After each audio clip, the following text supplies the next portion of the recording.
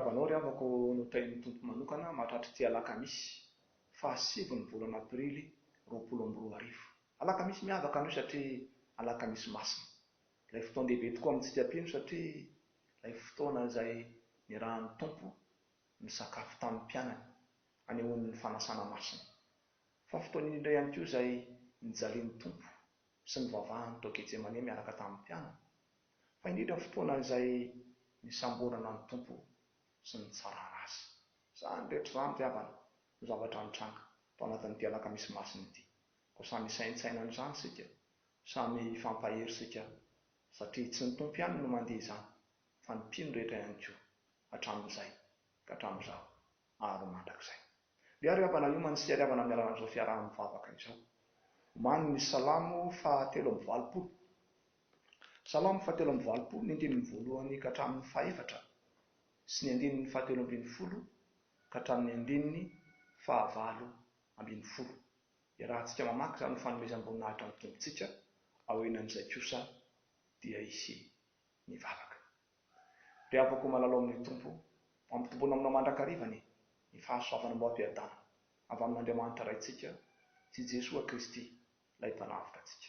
Dia ry havako hiara-maka ny Salamo 3:20 sika amin'ny anaran'ny tompo manao hoe: Andriamanitro, aza mangina, aza mimbombava ianao, ary aza mamitsaka Andriamanitro, fa indro mitavatava amin'ny fahavalonao, ary izay mankala anao dia manaratra ny lohany.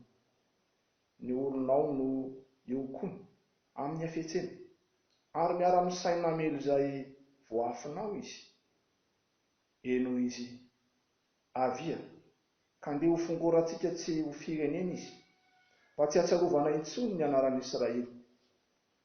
Andriamanitro, ataovy tahaka ny tadio ireo, dia tahaka ny akoho fahetin'ny rivotra, tahaka ny afo mandoro ala, sy tahaka ny lehilahy afo mampirehitra ny tendrombohitra.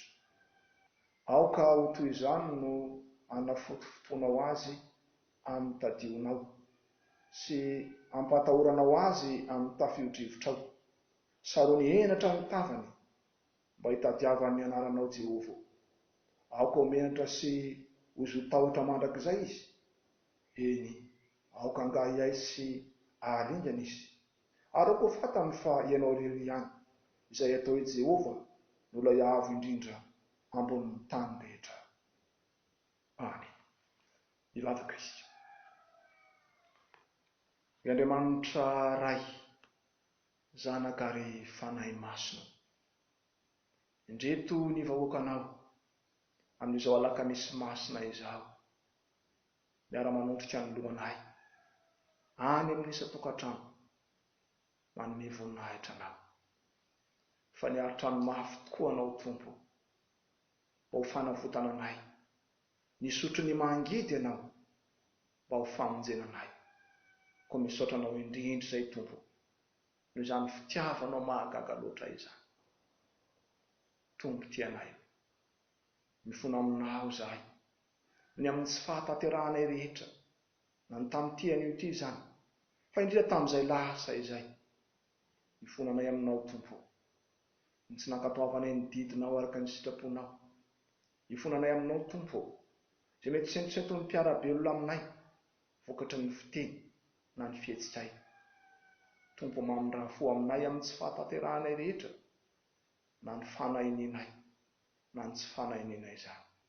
Io tompo tianay io, izao fotoana fiaraha-mivavaka anio izao ane, mba ho fotoana koa ane izany, mba azahoanay tokoa miorona indray amin'ny finoana sy ny fahatokinanao. Indrindra tompo, raha andre ny teninao izay ankehitriny, dia ny fanahy masina ny irinay, amango ny fonay amin'izao alina izao, any amin'ny isa-tokantrano, any amin'ny isam-baravarana, mba hahatonga anay tokoa ho mpiaino mpakatoy ny teninao, hahatonga anay tokoa ho mpino iorona amin'ny finoana noho ny amin'ny teninao. Ko mitenena mandrakariva ary tompo araka ny fombanao, fa miaino izay mpanomponao, amin'ny anaranao Jesosy. Amen. Ny tenin'Andriamanitra ry havako, izay tian'Andriamanitra ifampahirizana amintsika amin'izao alina izao, dia arak'izay voarakitra ao amin'ny filazantsara araka ny marika. Marika toko 410, ny andininy 230 ka hatramin'ny andininy 220. Marika toko 410, ny andininy 230 ka hatramin'ny andininy 220. Dia ho vakintsika amin'ny anaran'ny Tompo Jesoa izany. Ary tonga tany amin'ny saha izay atao hoe Getsemane izy. Ary hoy Jesoa tamin'ny mpianany, hipetraha ito ianareo mandra-pivavako. Ary mitondra ny Petera sy Jakoba sy Jaona izy, dia talandona sady ory indrindra. Ary hoy izy taminy, fa dia hanovana loatra ny fanahiko toy ny efa ho faty, mitoe reto ka mihay retatory. Ary noho nandroso kelikely izy dia niankoroka tamin'ny tany, ka nivavaka mba hialan'izany olo izany aminy raha azo atao. Ary hoy izy, Aba raiko, ny zavatra rehetra hainao, esory amiko ity kapoaka ity. Dia efa aoka tsy ny sitrapoko aneno atao, fa ny anao. Ary avy izy ka mahita azy ireo matory. Teo izy tamin'ny Petera, ry Simona, matory va ianao? Tsy nahazaka ny atory na dia ory iray ihany aza va ianao? Nahita toy ianareo, ka mivavaha, fa tsy diranao amin'ny fakapanahy. Mety ihany ny fanahy, fa ny nofo tsy manan-kiry. Dia lasa indray izy ka mivavaka nanao ilay teny teo ihany. Ary noho niveriny indray izy, dia nahita azy matory, fa efa nilondolondo ny masony, ka tsy hita an'izay avariny azy. Ary avy fanotelina izy, dia nanao taminy hoe matory ary ankehitriny, ka miala sasatra ianareo. Ahako izay, efa tonga ny ora, indro ny zanak'olona atolotra eo an-tanan'ny mpanoto. Mitsangana, andeha isika, indro efa akaiky ilay mamadika. Ray masonao, manamasinana amin'ny fahamarinana, ny teninao amin'ny fahamarinana. Amen. Ny fanahin'ny kristiany ravako, ilay fanahy mpampahiry, indrindra ao anatin'ny sarotra mbola hitoetra amintsika mandrakarivo, indrindra amin'izao aliny alakamisy masina izao. Tenin'Andriamanitra hoe fampahizantsika ty arak'izay nivakiana teo amin'ny marika toko 510, ny andininy 230 ka hatramin'ny andininy 220. Izay mitantara indrindra ny fiainan'i Jesoa, ilay ora farany izay niainany teo akaikin'ny mpianany, fa indrindra diavoko maneho sahady ny amin'izay fiainantsika pino, indrindra fa ao anatin'ny fahasahiranana, indrindra fa miadikady sarotra. Ary izany indrindra ny tian'Andriamanitra ambarantsika revana amin'izao tenin'Andriamanitra izao, dia ny amin'izay tokony ataon'ny mpino raha hiadikady sarotra izy. Riavako malalo amin'ny Tompo, ny nataon'i Jesoa raha hiadikady sarotra izy dia ny zavatra voalohany nataony revana dia izao, ny naka-toerana anankiray, nanomana fotoana iray mba hitokana ambavaka. Izay ny voalohany indrindra, hiadikady sarotra ny Tompo, tahaka ny miaramila izy, izay manana toerana iomanana, manana fotoana koa iosona amin'ny ady, dia izany nataon'ny Tompo eto riavaka. Ny ady izay atrehan'ny Tompo riavaka dia ady amin'ny fakapanahy, fa ny ady atrehan'ny Tompo ihany koa dia ho avy ny fisamborana azy, ho avy ny fitsarana azy, ho avy ny fanesona sy ny fanameloana azy. Ny vonina riavana ny Tompo hiatika izany ady sarotra izany, ka dia naka-toerana iray izy tao Getsemane mba azahoany mitokam-bavaka izany. Ny hoe Getsemane moa riavana dia ny hoe toerana famiazana ny dikan'izany, famiazana diloilo. Rehefa mami diloilo izany riavana dia misy asa atao izany, fanakejana, asa mafy izany mba hivoahan'ny diloilo. Riavako malalo amin'ny Tompo, maneho indrindra ny fahasahiranana, ny ady sarotra, ny ady mangotraka izay nidiavin'ny Tompo izany. Ankoatra ny ady ny finoana izay natrehany riavana, dia eo indrindra ihany koa ilay ady izay ataony amin'ny fakapanahy, izay velarin'ny Satana eo anatrehany. Ady vaovao amin'ny Tompo izany, fa na tamin'izy tany anefitra ary dia efa nanao nataon'ny Satana. Ary eto ihany koa mialohan'ny ireson'ny Tompo amin'ilay sorona faratapon'ny famonjenantsika, dia tonga koa Satana mamely azy amin'izany fakapanahy izany. Ry afaka malalao amin'ny tompo ho asy ianao kristiana mpino mpanaradian'i Jesosy. Raha niatra tamin'ny tompo zany dia miatra amiko koa sy miatra aminao. Misy koa ny ady ny finoana, ny ady sarotra izay tsy maintsy atrehintsika isan'andro ary misy moa ny ady ambonina ankehitriny dia ny ady amin'ny valana aretina entiny sy mikaretina coronavirus zany. Ry afaka malalao amin'ny tompo dia koa sika anao tahaka an'i Jesosy aka-toerana iray hanomana fotoana mba azahoantsika tokoa ny tokam-bavaka mifandray amin'ny tompo Andriamanitsika ny loharanony hery sy fitahiana. Ataovy toerana itokanam-bavaka ifandraisanao amin'Andriamanitra amin'ny tokantranonao. Asio ora voalamina ao anatin'ny tokantranonao ankoatra ny ora mahazatra iarahana amin'ny vavaka mba itokananao am-bavaka manokana ifandraisanao amin'Andriamanitra. Mafy mangotraka ny adin'ny tompo toy izany toy ny ady izay tsy maintsy atrehintsika rehefa. Ny karazana ady ny miovaova fa ny ady dia tsy maintsy misy mandrakariva satria ilay satana fahavalo dia mitady ny fomba rehetra hanakanina antsika mba tsy hanaradian'ny tompo. Mahireza ry havana amin'ny tokam-bavaka, mahireza amin'ny vavaka fa ny vavaka no anisan'ny loharano fanovozan-kery omen'Andriamanitra ho antsika mpino indrindra etrehana ny ady sarotra. Ny mpino ihany koa ry havana miarika ny ady sarotra eto dia asehon'i Jesosy eto fa tia miara-mivavaka amin'ny hafa. Tia miara-mivavaka amin'ny hafa. Fomba fanaon'ny tompo ry havana ny mitondra ny mpianany mba hiaraka mitokam-bavaka miaraka aminy. Fomba fanaon'ny tompo zany satria nandroa amin'ireny ilay Jesosy ilay mivavaka tao an-tranon'ny Jairo dia mitokam-bavaka niaraka tamin'ny mpianany izy, nataony hitan'ny mpianany ny vavaka nataony. Io isandreny koa ilay tao tendrombohitry ny fivantary niaraka tamin'ny mpianany koa Jesosy, niara nivavaka tamin'ny mpianany izy. Tiany Jesosy ry havana mba ho hitan'ny mpianany, fa tsy ny mpianany ihany fa ho hitantsika mpino fa tena zava-dehibe zany hoe fifandraisana amin'Andriamanitra. Tena zava-dehibe zany hoe fiombonana miara-mitalao amin'Andriamanitra zany. Ka dia manome ohatra, manome fianarana ny tompo. Zany no anisan'ny antony nitondran'ny mpianany hiara-mivavaka sy mitokam-bavaka aminy. Fa asehon'ny tompo ihany koa ry havana fa tena zava-dehibe ny fiombonana, indrindra fa ny fiombonam-bavaka amin'ny ady rehetra izay atao. Haintsika tsara ry havana ireo tantara marobe ao amin'ny testamenta taloha, indrindra fa ny adin'ny zanak'Israely fa izay fa rehefa mifanometana tokoa ry Mosesy sy ny namany dia mandresy ny zanak'Israely. Rehefa azonony zareo ny tanan'ny Mosesy izay mitana ny teny dia mandresy ny zanak'Israely. Fa nehoana fiombonana avokoa zany ry havana, indrindra fiombonam-bavaka. Paoly raha teo ry havana dia manasongadina an'izany ry amin'ny Hebreo 10 manao hoe aza mahafoy ny fiarahantsika mivavaka, aza mahafoy ny fiarahantsika miambina, zava-dehibe ny fiarahana.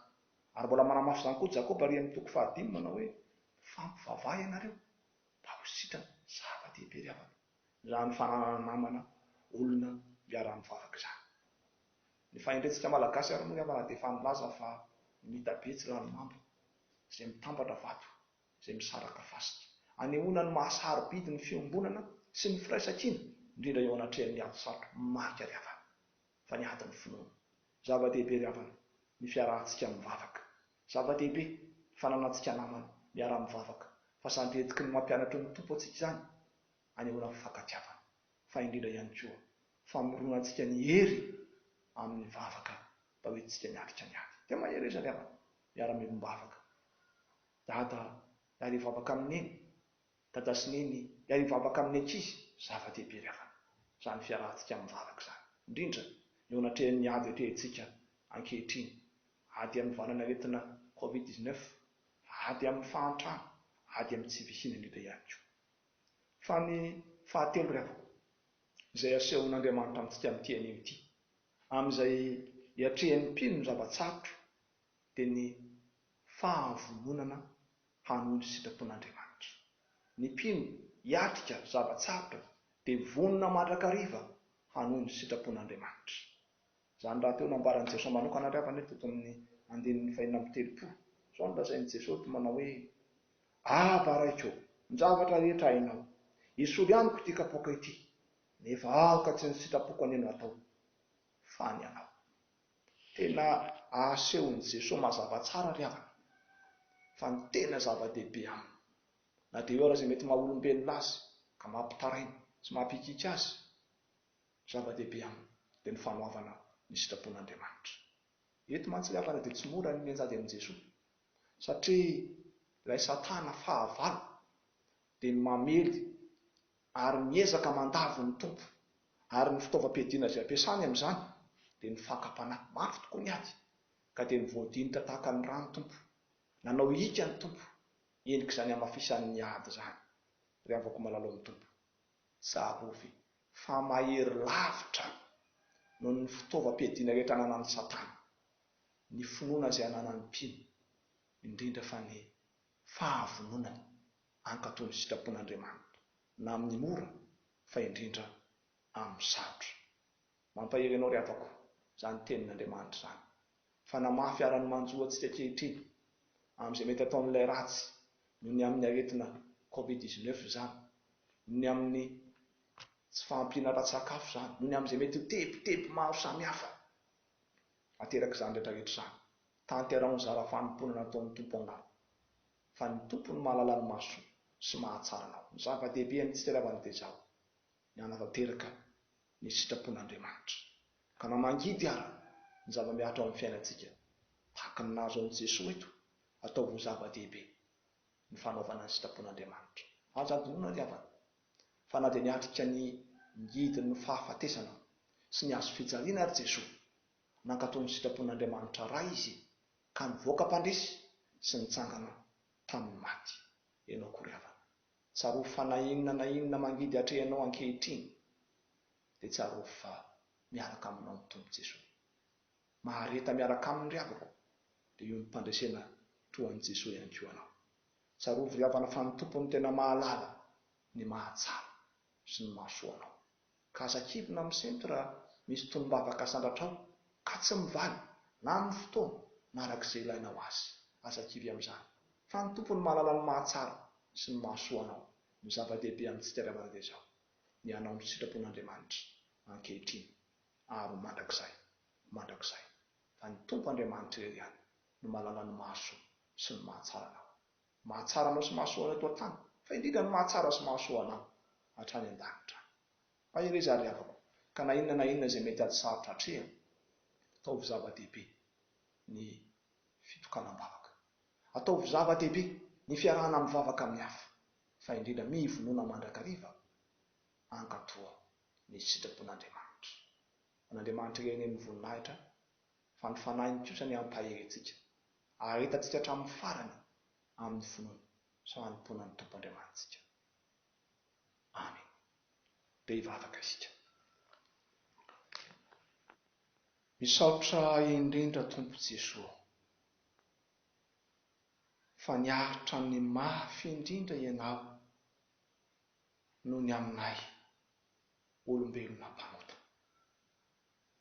Nisotro ny mangidy indrindra ianao ao famonjenanay olombelona mpivadibadika.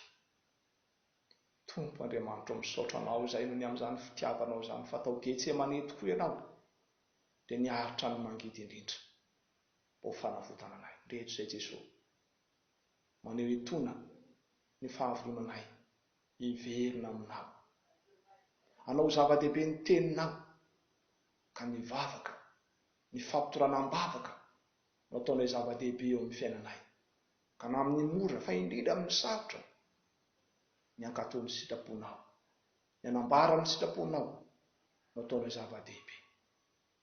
Tombo tianay eo amin'izao aliny Alakamisy masina izaho, mianjaanja aminao amin'ny fiainanay, izay mpianakavy ny finoana izany, na ny eto toerana izany, hatrany ampitan-dranomasina rehetrarehetra, tsy misy miafina aminao mitebiteby sy ny fahoriana mianjady aminay Jesosy.